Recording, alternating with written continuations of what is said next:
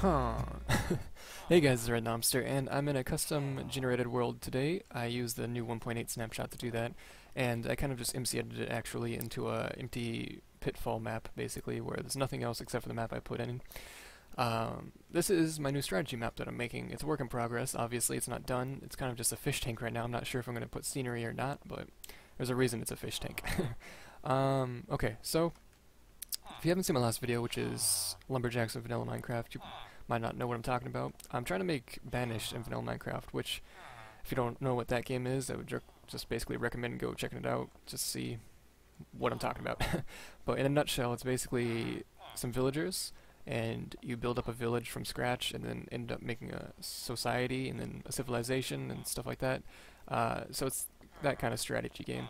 But it has the AI system, basically, of Minecraft, I guess, as you can tell, they're villagers. And it has the pathfinding of a game kind of like Age of Empires, which, in a nutshell, is just a point-and-click game where you select the villager, and then you tell the villager where to go, and then he will walk there and do whatever he needs to be done. Now, that's what I'm trying to recreate, because in Banished, that's not how the pathfinding works at all, but I'm trying to make the best of both worlds. Now, I'm not using the same pathfinding as I am using from my last video, because it wasn't as efficient as I wanted it to be. I thought it was pretty original, but it's just not the best, and it actually crashed my redstone world that I previously was playing on. I have a save on it, but it's quite a long time ago, so I'm not sure how much I'm going to be doing in that world anymore. I got a lot of new empty plots, I guess, so there's plenty of room for expansion.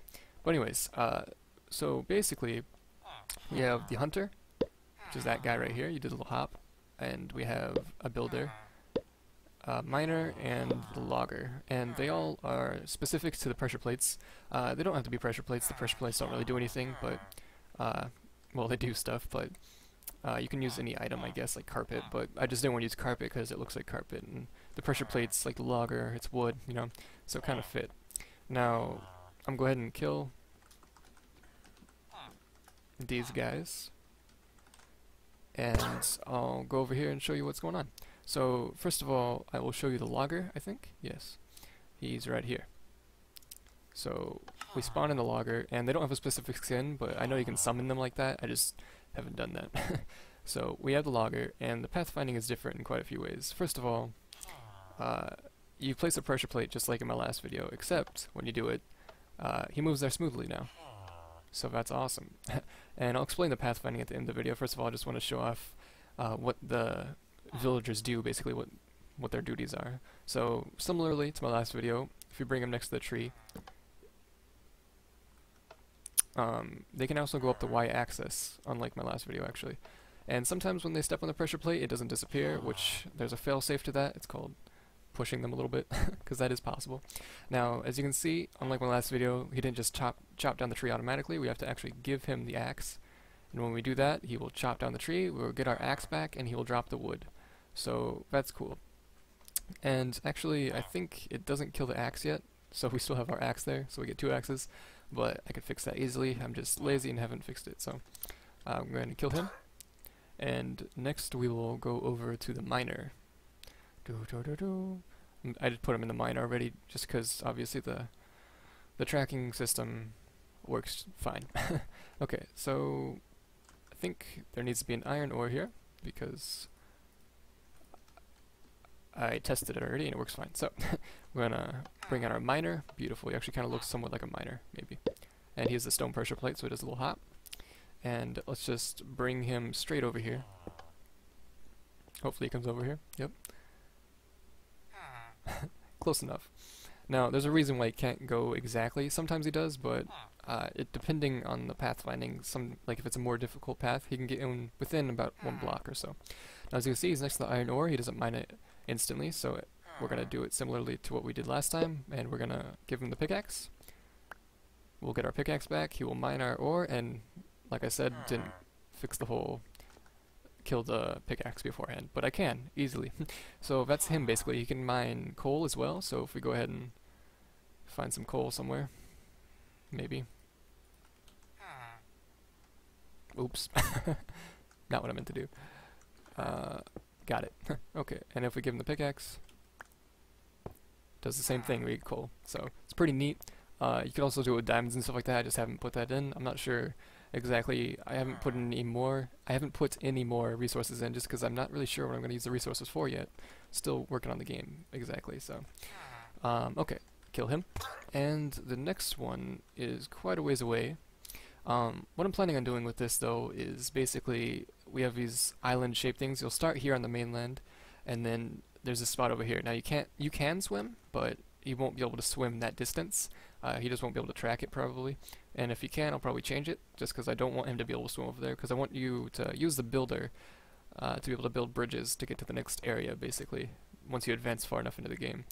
Now, the builder doesn't have anything really done yet, but I pretty much just plan on using the clone and fill command and stuff like that to fine-tune the stuff I'm going to do. So if you're expecting anything amazing, it's probably just going to copy and paste structures from a different area, but I'm not sure what I'm going to add to it, so we'll see. Yeah, this is the hunter, so we spawn the hunter in. Beautiful. And there's no animals around here. There's a chicken down there, but that's a long ways away. I don't feel like walking them that far at the moment. Just for demonstration purposes, I will spawn a cow. Yes, the battle has begun. So we grab the hunter, does a little hop, and we just walk him over to the cow. And he slaughters the hell out of the cow. Pork, no, steak, not pork chop. Yeah, so that's pretty much it. There is something I want to show that I'm confused on, and I kind of just want your guys' input. Okay, so if we go ahead and... do I have any guys in here? Sweet. So I got the logger, miner, and then I'll go ahead and get an anvil out. Oh, already got one. Fantastic. Give me one of these. Yes. We just get rid of the name, so it's a normal villager. Okay, so what we have is a miner, a hunter, and then let's just say a logger, and then a normal villager. And let's say I want the hunter to come to this pressure plate. All of the named villagers teleport to him, and not the actual villager that isn't named. I don't know why that is. There's no crosstalk in any of the redstone. I don't really know how that'd be possible. And second of all, they're all targeted by name exactly. So I don't know how random named villagers are being teleported to each other. And I know it's not just a general mistake in, oops, I accidentally put one command that says teleport villager because this villager didn't get teleported. And he's only going to be teleported if he's named, so I'm confused. So if you guys have ever... that's creepy as hell. If you've ever experienced anything like that, tell me how to fix it, please, because otherwise I can't make this work, considering I can only have one villager on a map at a time, and you can't really have a society with just one villager. So, yeah, that kind of stinks, but I'll try to figure out. It's probably just an error on my part, I'm sure.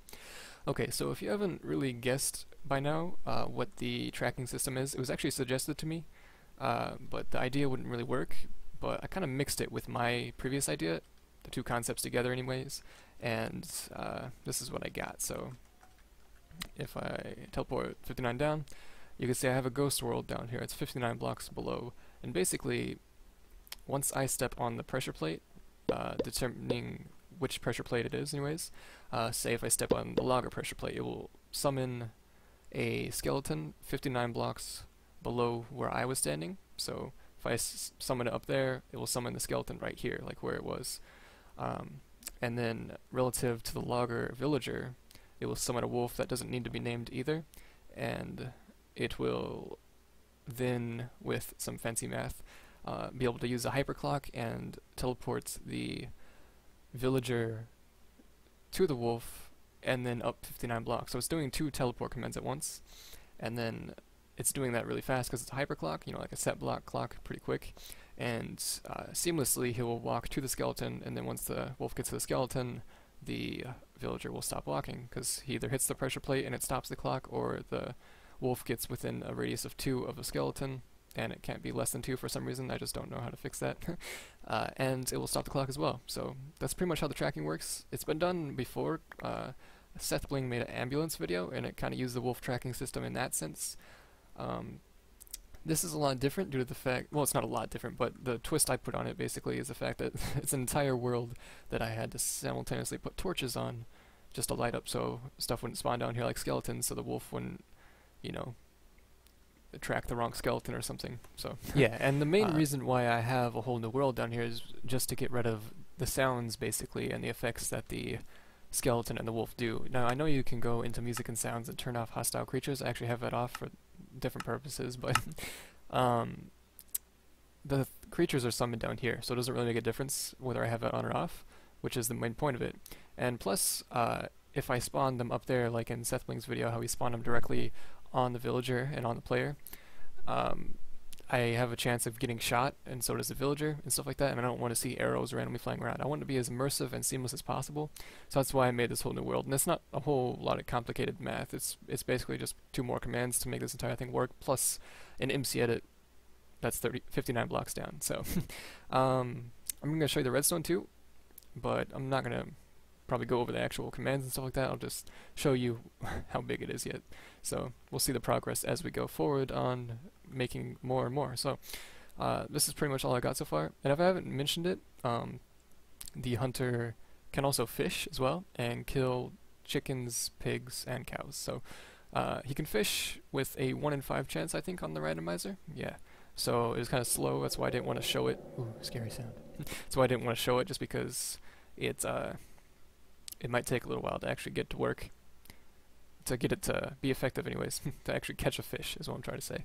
It does work, but it's pretty much a way of getting food even if you can't find any cows and stuff like that. So, but yeah, this is the redstone I have so far. I just wanted to show it just because mainly I want to show how it's lagless to an extent anyways. So there are some clocks going. There are 4 hyper clocks going at all times, which is just a test 4 pressure plate command, depending on which pressure plate is in your inventory selected slot. But there are clocks and stuff like that that are stopped unless it is selected. So if I want to select the hunter, you can see there's a hopper clock there that's stopped by that redstone block, and there's a hyper clock here. If I pull it out, those clocks will start, but they'll stop as soon as I put away the pressure plate. And then there's 1 hyper clock extra for each pressure plate, so for each villager basically. And I only want to stick to 4 villagers, mainly because there's only 4 pressure plates, and because I don't want to add too much redstone. I just don't want it to be lagless. I want it to be lagless. That's my main concern. But yeah, so that's what I've got so far, guys. Tell me what you guys think. Like and subscribe, it helps. I would really like to know what you guys want to see on this. I'm having fun with it so far. I know there's a lot of things. I'll try to add as many things as I can without making it laggy and stuff like that, so you guys can enjoy playing it too. I just want to make something that I want to play, basically, because I tend to make stuff and then I'm like, you know, I mainly make it for you guys, but this thing, I want to actually play it. I want to see how cool it could be. So thanks for watching, guys. I will see you in the next video.